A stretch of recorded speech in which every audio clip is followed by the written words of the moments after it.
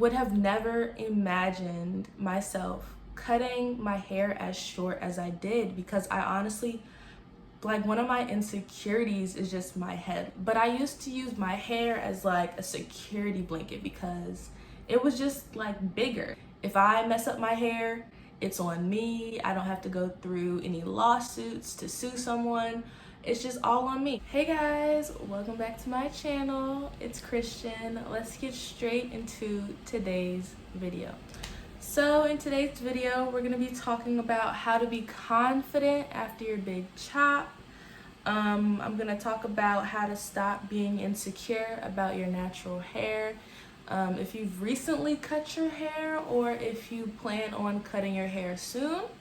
I do want to give a shout out to Nugget Monster. She's the one who requested this video, so thank you so much for watching.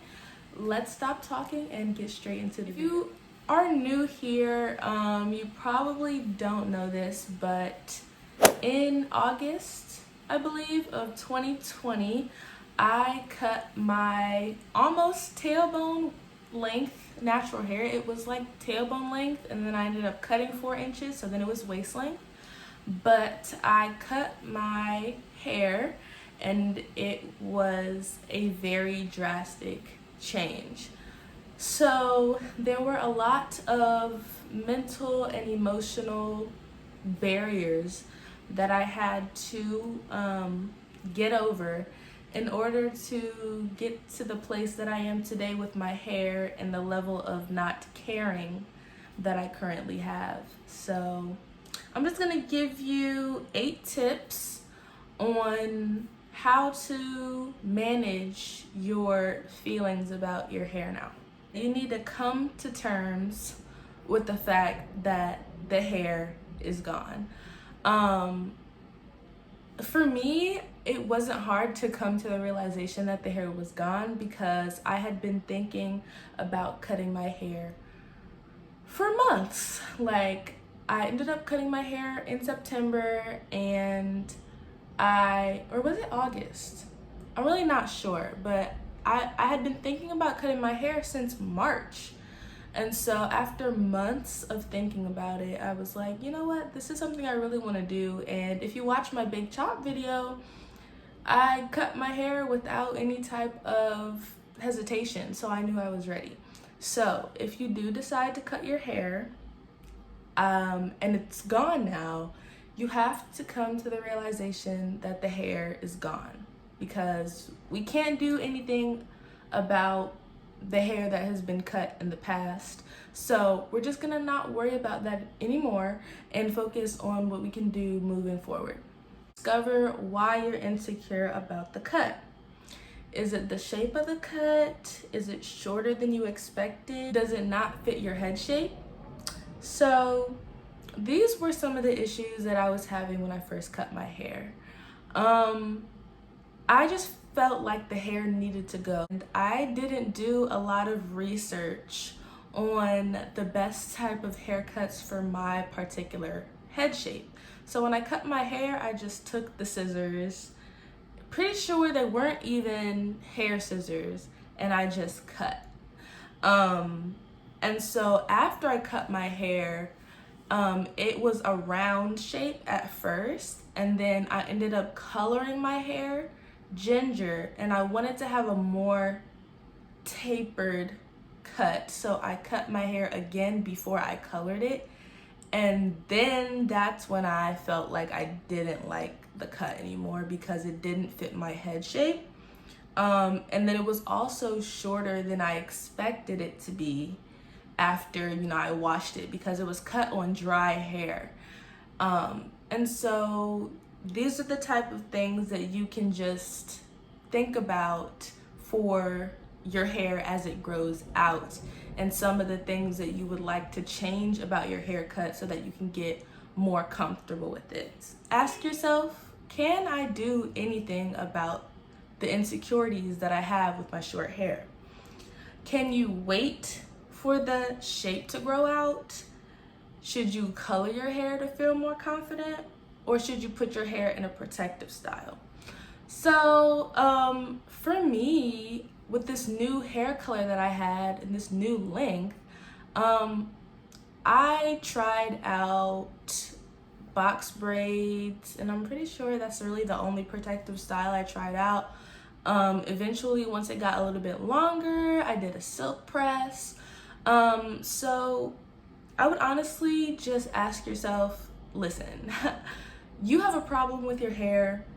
What are you gonna do about it? Because there's really no point sulking about your hair if you can't really find any solutions.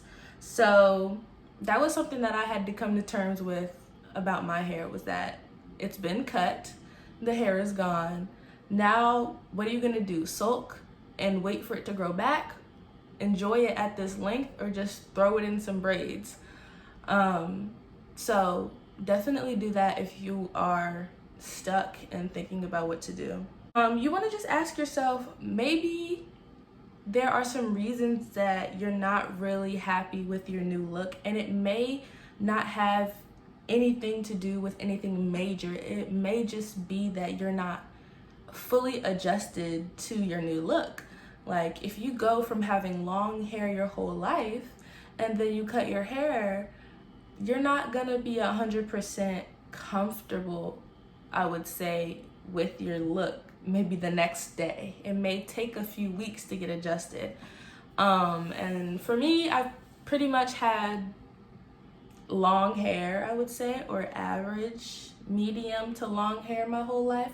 So it was a pretty drastic change at first, and it was the reactions of others like freaking out about my hair that was like, why are you so invested in this hair that is dead? Like, if I'm the person with the hair and I cut it, like, why exactly are you so invested? I'm really confused. So yeah, it may just be that you're not adjusted to your look yet, and you need to follow one of the steps that I already listed, or just wait it out. If you've done all of that and you're still not happy with your new look, I would suggest going to a hairstylist that you trust.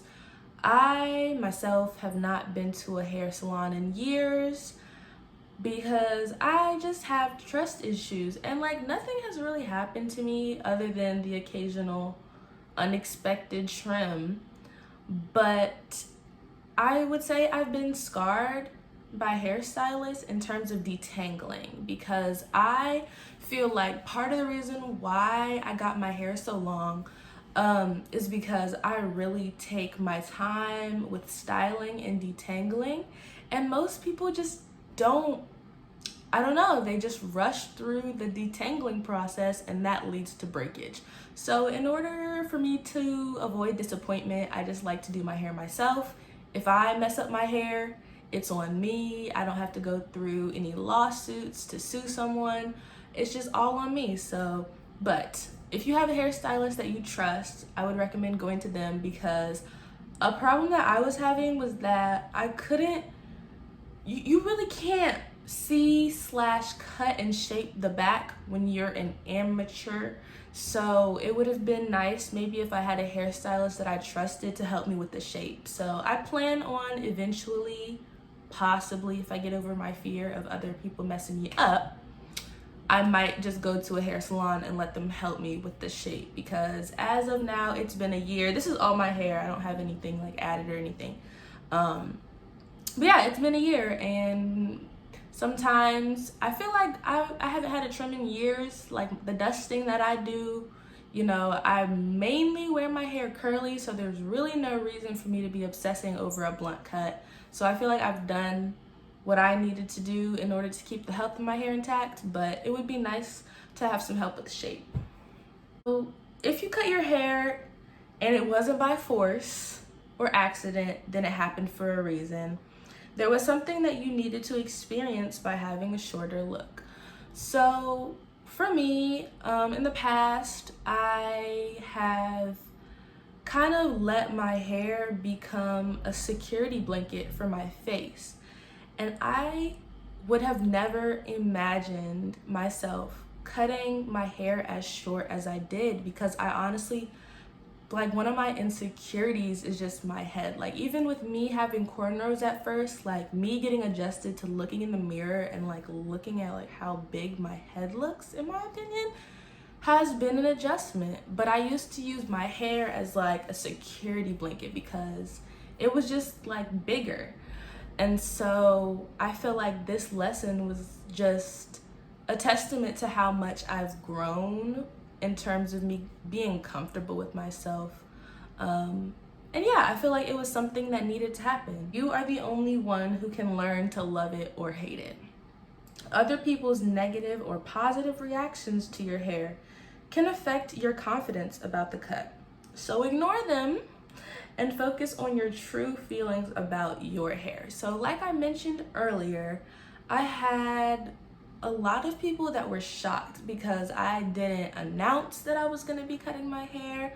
I didn't give any hints.